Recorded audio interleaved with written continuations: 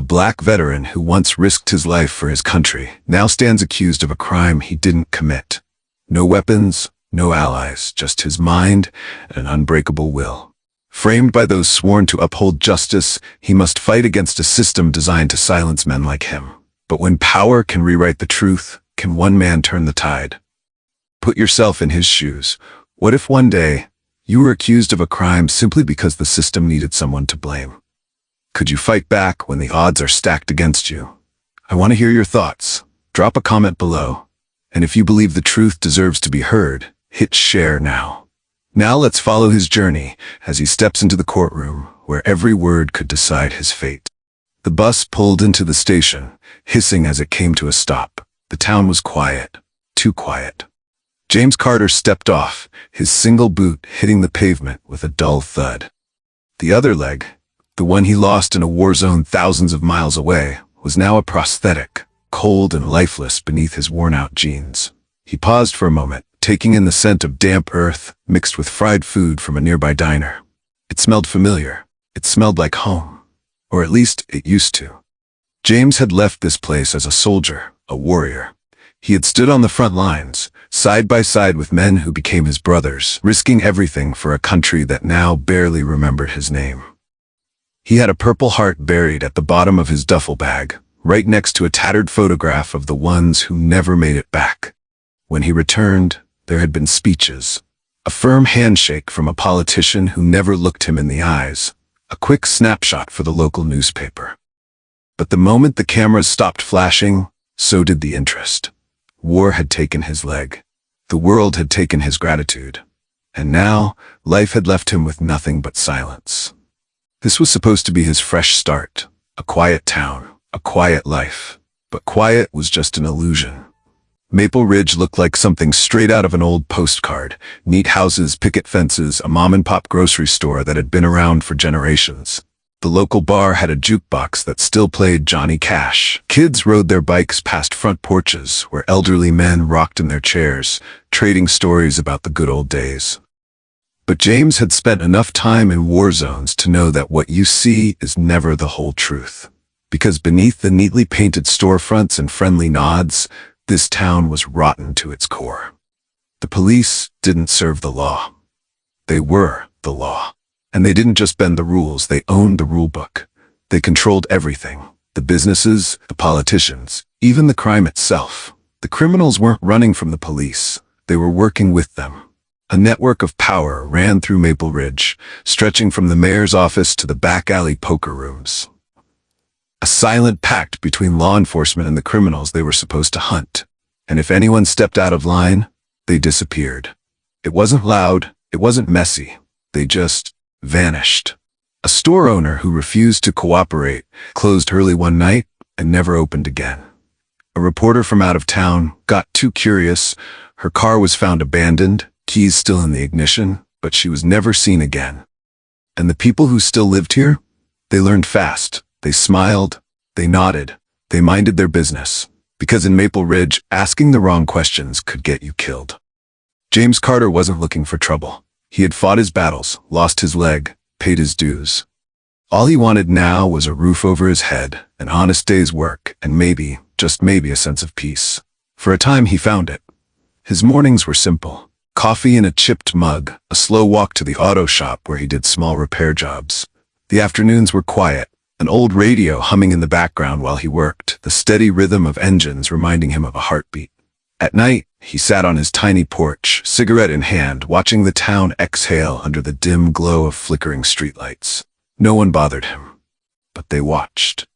Because in a town like this, a man like him, a black man, a veteran, a man with no family, no power, no connections, wasn't invisible. He was disposable.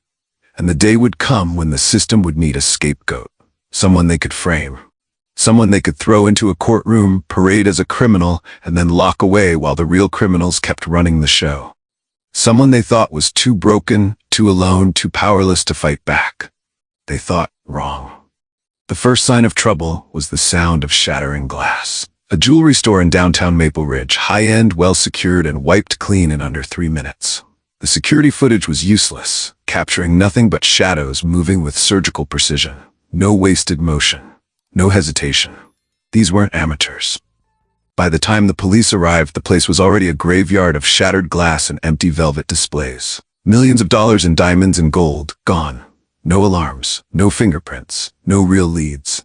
And that was a problem. Because a crime like this couldn't be left open-ended. The town needed a suspect. The police needed a name. And in Maple Ridge, when the truth was inconvenient, they made their own. James Carter never heard the sirens that night. He wasn't anywhere near the jewelry store. In fact, he had been sitting in his tiny rented home, drinking stale coffee and flipping through a book, a habit from his days in the military when reading was the only escape from war. But none of that mattered, because the system had already decided. He was black, alone, a veteran with a busted leg and no one to fight for him, a man with no power, no voice, and no way to make people listen. That made him perfect. So they built the case, piece by piece, lie by lie. A paid witness, a homeless man, desperate for cash, suddenly remembered seeing a black man with a limp near the crime scene. That was all the police needed. A doctored video. The store's security footage, conveniently grainy, showed a blurred figure in the distance, just indistinct enough that it could be James. A planted gun. The next morning, a police officer discovered a firearm hidden near James's home. It just so happened to match the type used in the robbery. The evidence was sloppy. It wouldn't hold up under real scrutiny. But it didn't have to. Because in Maple Ridge, truth was whatever they said it was. It happened fast. James was halfway through fixing an old radio when his door exploded open.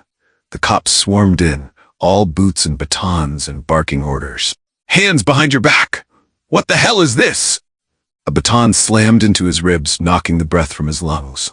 Before he could process the pain, a knee dug into his back, pinning him to the ground. Cold steel clamped around his wrists. Someone yanked at his prosthetic leg, pulling it off as if it were some kind of trophy. Laughter. "Not gonna run now, are you, hero?" He tried to push up, but a boot drove his face into the floor. The street outside was silent. No one dared to interfere. James caught sight of his neighbors, standing in their doorways, hands gripping coffee mugs, eyes turned away. They weren't watching a man get arrested. They were watching a lesson. This was how it worked. This was what happened when you were chosen.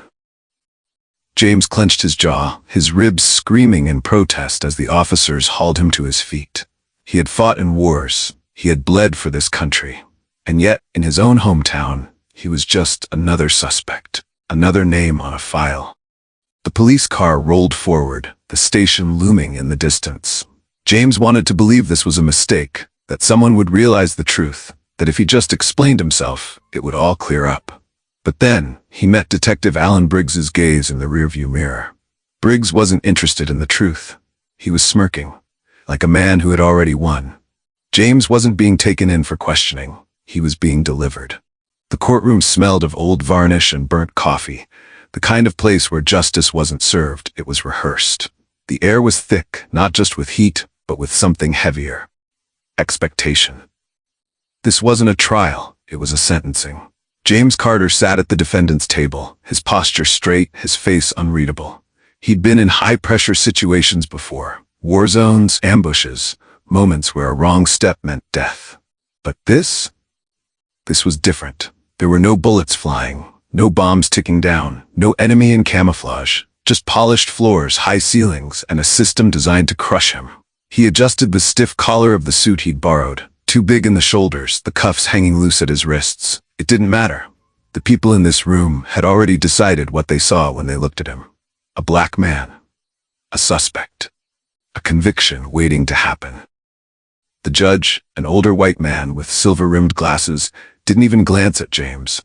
He flipped through the paperwork in front of him, tapping his pen against the desk with slow, deliberate beats, like a man counting down the seconds until this was over. The jury sat in stiff chairs, their faces unreadable. A few of them stole glances at James. Others avoided his gaze altogether, their expressions already set in quiet judgment. And then there was Thomas Whitmore, the district attorney. The man who had made a career out of winning cases like this. He stepped forward, adjusting his silk tie, flashing the jury the kind of reassuring smile that made people trust him. It was the same expression a doctor might wear before delivering bad news. Calm, confident, unshaken. Ladies and gentlemen of the jury, Whitmore began, his voice smooth, practiced. This is a simple case. He took a slow step closer, positioning himself just in front of the jury box. A man walks into a jewelry store. A man walks out. And in between, over $1 million in stolen merchandise vanishes. He paused, letting the weight of his words settle. It should have been the perfect crime. Except for one thing. He turned then, his gaze locking onto James. He got caught. James didn't flinch. He could feel the weight of every eye in the room pressing against him, waiting for him to break, to fidget, to give them a reason to believe Whitmore's words. But he'd been trained for moments like this. Silence was its own kind of weapon. Still, the moment Whitmore spoke, James could sense the shift, the way the jury leaned in, drawn by the prosecutor's confidence. And beside him, his lawyer wasn't leaning in. Ethan Monroe, the young public defender assigned to his case, sat with a legal pad in front of him, tapping his pen against the paper. He was flipping through documents, adjusting his tie, doing everything except looking ready for a war. James had seen men like him before. Good men, honest men, men who believed that the system worked, that the truth was enough. But this wasn't about truth. This was about power.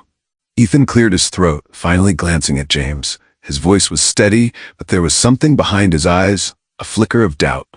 James could read people, and right now he was reading a man who was realizing, too late, that he had walked into a gunfight armed with nothing but good intentions. The judge didn't care. The jury had made up their minds.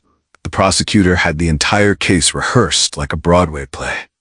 And Ethan Monroe, he was just trying to keep James Carter from drowning. Somewhere in the crowd, near the back of the room, a man shifted in his seat. He was quiet, unremarkable. His clothes were wrinkled, his hair unkempt, but his eyes were sharp, watching. Whitmore saw him too, and for the briefest second, a knowing glance passed between them. James didn't know it yet, but his last hope was about to betray him. The room was heavy with silence, not the kind that brought peace, but the kind that weighed down on a man's chest. The kind that told him he was already buried, he just hadn't been lowered into the ground yet. James Carter had been watching, listening, calculating. He had spent years in the military breaking down complex situations, spotting weaknesses, finding ways out where none seemed to exist.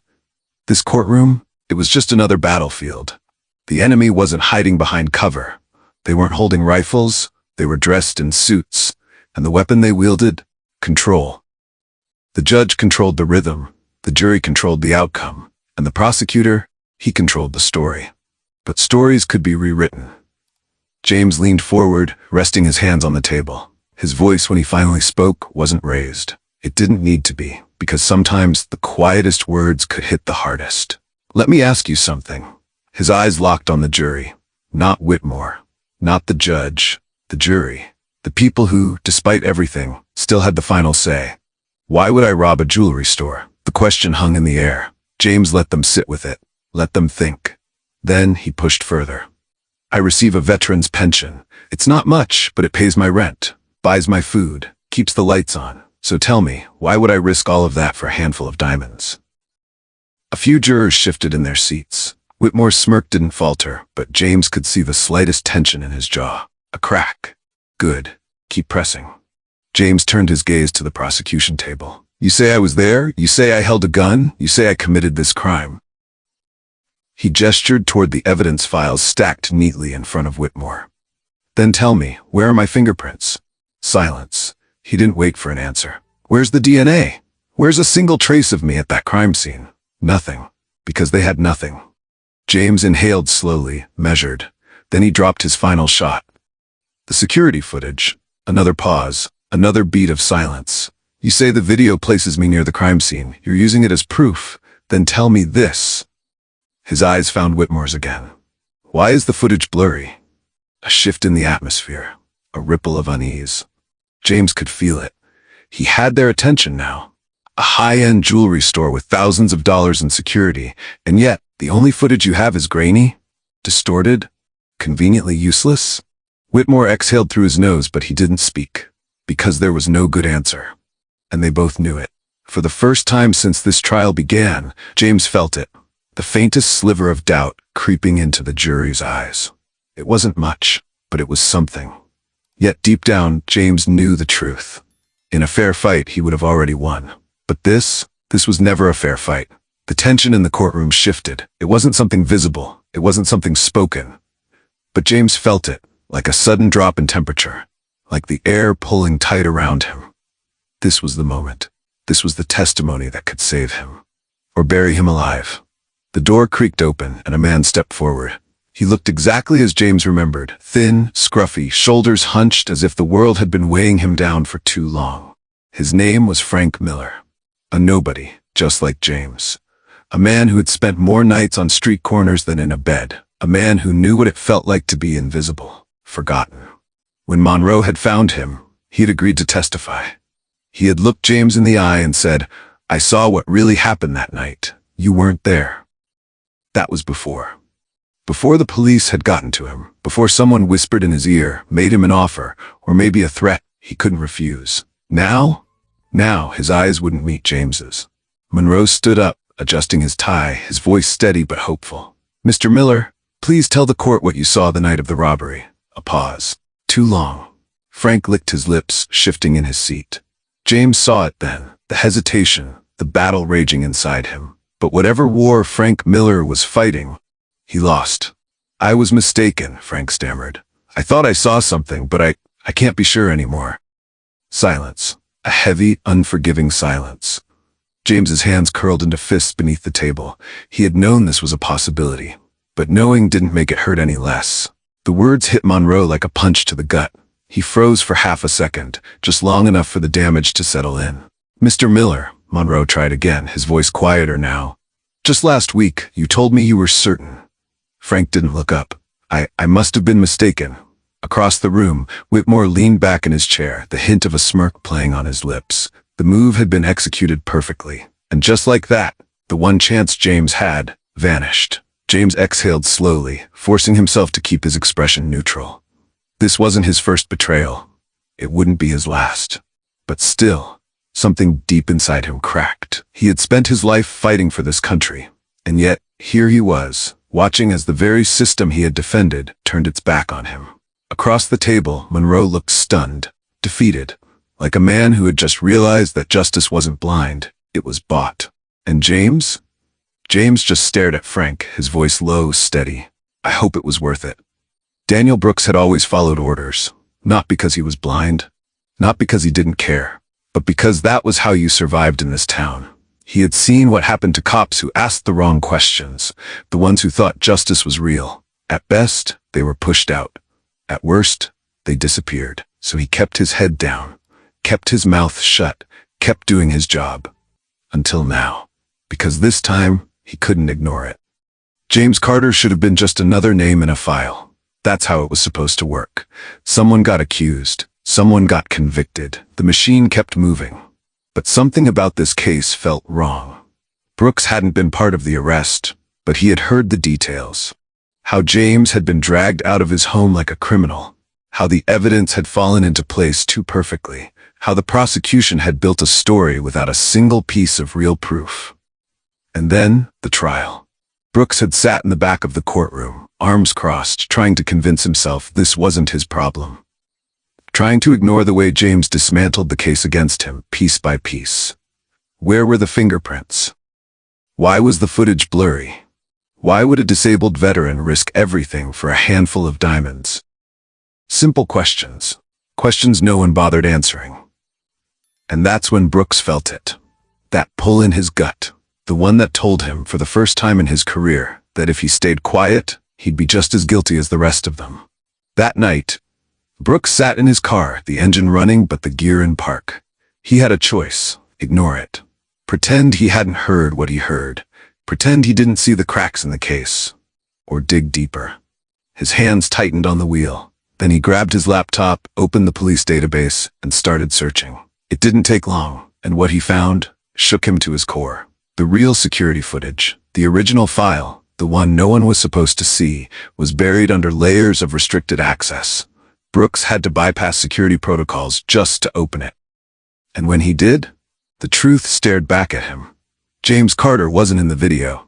Instead, 3 masked men moved with military precision in and out of the store within minutes. One of them had a tattoo on his wrist. Brooks knew that tattoo because he had seen it before. On a cop. The deeper he dug, the worse it got. Forged reports. The arrest warrant for James Carter had been created before the witness even gave his statement. Fake testimony. The homeless man who testified against James, his original statement said the opposite. That file had been altered.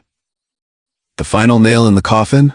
A gas station receipt from 2 towns over, time-stamped during the exact time of the robbery. James Carter couldn't have been at the scene of the crime. But that had never mattered. The system didn't want the real suspects. It wanted a scapegoat. Brooks leaned back in his seat, staring at the screen. He had everything he needed. Proof that James Carter was innocent. But the second he exposed this, he would have a target on his back. This wasn't just about clearing one man's name. This was about taking down an entire system. And in Maple Ridge, that kind of thing could get a man killed. The air in the courtroom was thick with finality. The judge adjusted his glasses, glancing toward the jury. The weight of the pen in his hand felt heavier than it should have, because everyone knew what came next. "Mr. Carter, please rise for sentencing." James exhaled slowly. He had seen this before.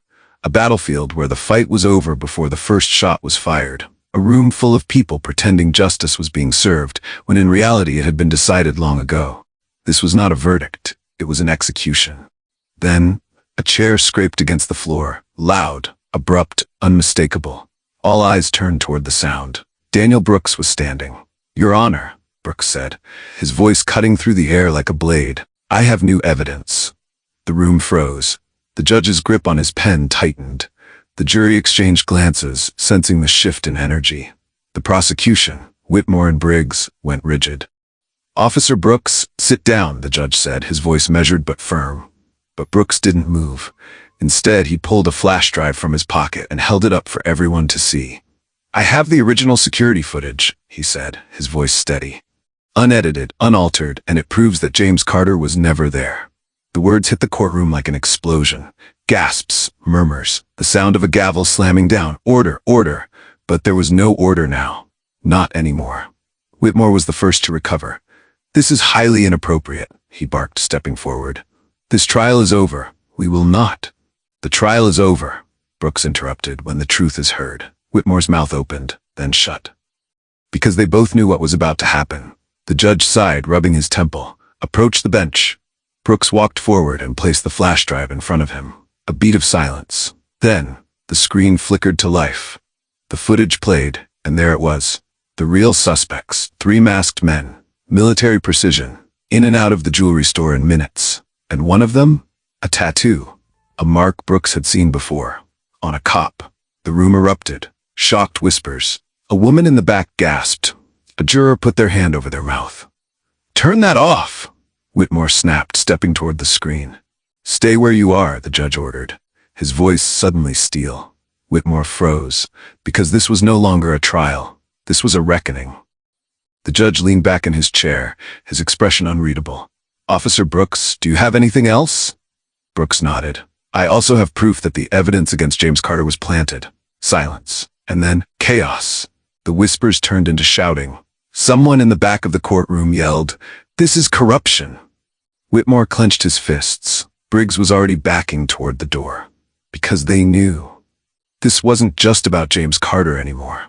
This was about all of them. The judge tapped his gavel, calling for order, but it didn't matter. The truth was out. And now, there was no stopping it.